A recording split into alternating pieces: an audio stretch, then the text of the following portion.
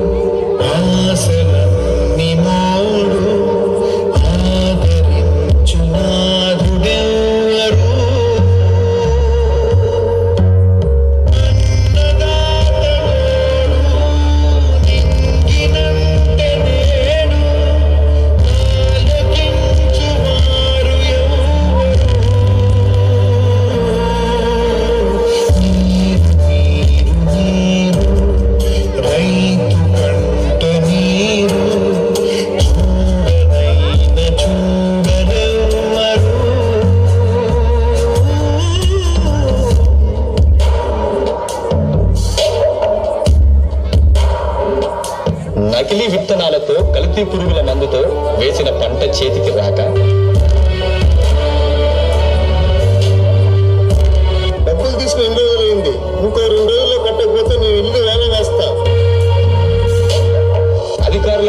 వర్షంతో పంటకు కనీస మద్దతు ధర రాక నీ ఎట్లు కావాలంటే వడ్డీ కట్టి తీసుకో. అయ్యా అయ్యా అయ్యా, పెట్టి లేకపోతే పొలంలో పనులు చేయలేమయ్యా.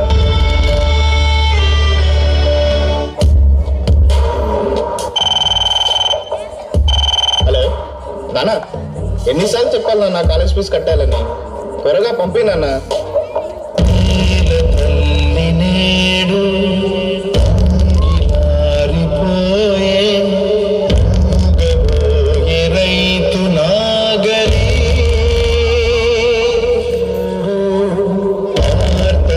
ఆర్తనాదమాయే గొంతు కోసుకుంది ఆకలి.